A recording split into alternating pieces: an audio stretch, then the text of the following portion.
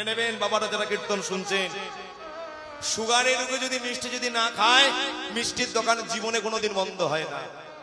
একজন sugar patient সে যদি মিষ্টি যদি না খায়, মিষ্টির দোকান জীবনে জিন্দেগিতে বন্ধ হবে না।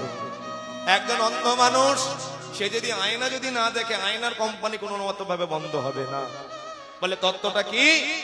সুগারের রোগী যেমন মিষ্টি যদি না খায়, মিষ্টির দোকান যেমন বন্ধ হয় না, একজন অন্ধ মানুষ সে যেমন আয়না না দেখলে যেমন আয়নার কোম্পানি বন্ধ হয় না, ঠিক আমাদের এইখানে আমাদের ভারতবর্ষে কিছু কিছু মানুষ আছে যারা কীর্তনকে নিয়ে অপমান করে, তাদের দ্বারা কীর্তন কোনোদিন নিন্দিত হয় না, বরং আপনাদের মতো অনুরাগী ভক্তবৃন্দের দ্বারা কীর্তন আরো নবজাগরণ রূপে প্রতিষ্ঠিত হয়ে যায়।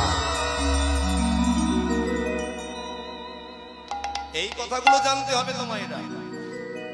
ভারতবর্ষ হচ্ছে ধর্মের দেশ, কেননা ভারতবর্ষে জন্মগ্রহণ করেছে কবিগুরু রবীন্দ্রনাথ ঠাকুর, ভারতবর্ষে জন্মগ্রহণ করেছে কাজী নজরুল ইসলাম, ভারতবর্ষে জন্মগ্রহণ করেছে আমার রামচন্দ্র, ভারতবর্ষে জন্মগ্রহণ করেছে আমার ভগবান কৃষ্ণচন্দ্র, ভারতবর্ষে জন্মগ্রহণ করেছে আমার ঈশ্বরচন্দ্র বিদ্যাসাগর।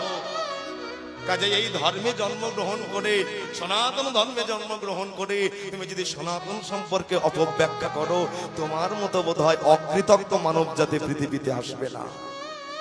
যদি তাই না হতো বাবা, এই যে এখানে যারা যারা কীর্তন শুনছো সবাই জানো তোমরা, এই কিছুদিন আগে যদি আমরা যদি ধর্মে যদি না বিশ্বাস করতাম, কিছুদিন আগে ভারত পাকিস্তানের মধ্যে যে যুদ্ধটা হয়েছিল, যদি ধর্মে যদি না আমরা বিশ্বাস করতাম, আমাদের ভারতবর্ষ অনেকদিন আগে লুণ্ঠন হয়ে যেত, পাকিস্তান হাতে লুণ্ঠন হয়ে যেত। কেন?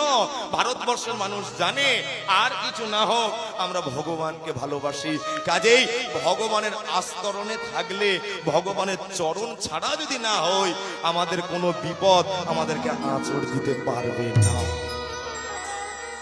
তাই যে ভগবানকে বিশ্বাস করে সে হলো আস্তিক, আর যে ভগবানকে বিশ্বাস করে না সে হলো নাস্তিক।